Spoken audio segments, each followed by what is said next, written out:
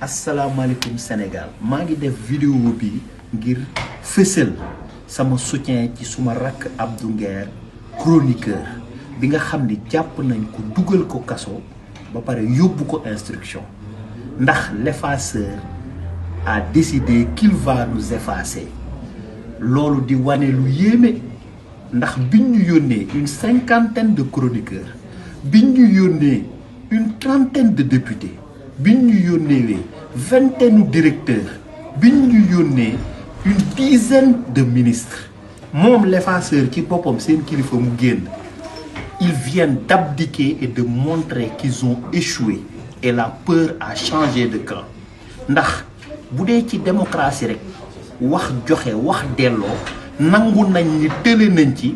ba justice la ñu xalaat pour tëj ñu pour taire ay voix loolu c'est un aveu d'échec et je suis très content de constater qu'il suffoque qu'il souffre et inch'Allah rabbi cette belle démocratie va continuer à respirer mindeef mënu ci dara kenn mënul effacer kenn la hawla wala quwwata illa billahi alil azim la puissance ne réside qu'en Allah donc sant nañ yàlla bu baax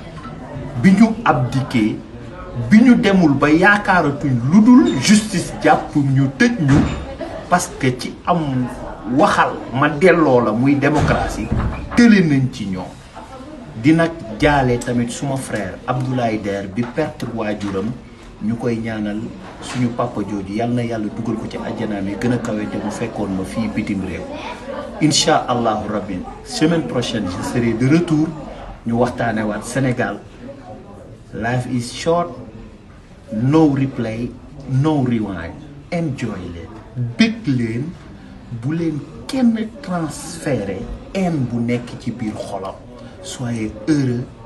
bon week-end à vous tous bëgg leen